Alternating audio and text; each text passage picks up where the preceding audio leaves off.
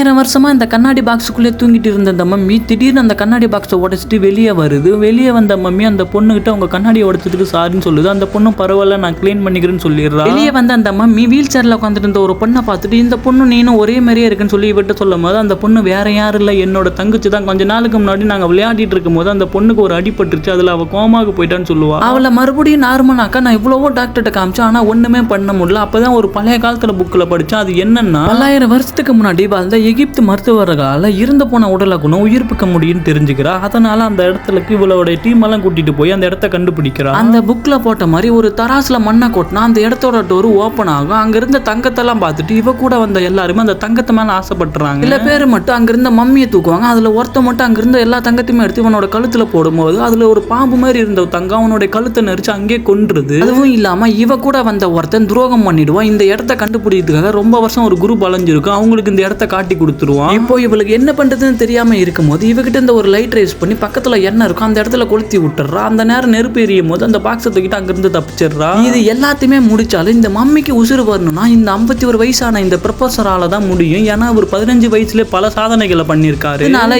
இவரை தேடி வருவா. ஆனா இவர் ஒரு ஆராய்ச்சி பண்ணிட்டு இருக்கும் போது ஒரு பழைய காலத்து முட்டையை உடைச்சு அதுல இருந்து ஒரு டைனோசர் வந்துடும். அந்த டைனோசருக்குள்ள இவரோட உயிர் அதுக்குள்ள போயிடும். இவரோட உடம்புல என்னென்ன ரியாக்ட் ஆகுதோ அது எல்லாமே அந்த டைனோசராலையும் பண்ண முடியுது. இப்போ இது என்ன பண்றதுன்னு தெரியாம ஒரு கட்டத்துக்கு மேல அந்த டைனோசர் அவரோட கட்டுப்பாட்டா இருந்து அங்கிருந்து தப்பிச்சு ஓடிடுது. ஆனா இவரும் அந்த டைனோசர் அப்படியே விடாம தன்னோட கட்டுப்பாட்டுக்கு கொண்டு வரதுக்காக பல ஆராய்ச்சிகளை பண்ணிட்டு இருப்பாரு. ஆனா அந்த டைனோசர் முட்டையை கொண்டு வந்து அந்த லேபுக்கு போலீஸ் வந்துருவாங்க. இவர் கவர்மெண்டோட பர்மிஷன் இல்லாம அந்த ஆராய்ச்சி பண்ணாதனால தான் இவ்வளவு பிரச்சனை வந்துச்சுன்னு சொல்லிட்டு இவர் அரெஸ்ட் பண்ணிடுவாங்க. ஆனா இவளுக்கு அவர் தேவைன்றதுனால அவரை எப்படியாவது காப்பாத்துன்னு சொல்லிட்டு அவ வச்சிருந்த அந்த டிராகனை அவளோட கண்ட்ரோல் கொண்டு வந்து அவரை கடத்திட்டு போயிடுறா. இவ என்னதான் அங்கிருந்து காப்பாத்திட்டு வந்திருந்தாலும் இந்த போலீஸ் பின்னாடியே ஃபாலோ பண்ணி வந்துட்டு கடைசியில சுட்டுறாங்க. அந்த டைனோசரையும் சுட்டுறாங்க, இவரையும் சுட்டுறாங்க. ஆனாலும் இவ அந்த பெரியவரை எப்படியா காப்பாத்தி இவளோட வீட்டுக்கு கூட்டு வந்துட்டு அந்த மம்மிக்கு உயிர்ப்பிக்கிற ஆராய்ச்சியை ஸ்டார்ட் பண்ணிடுவா.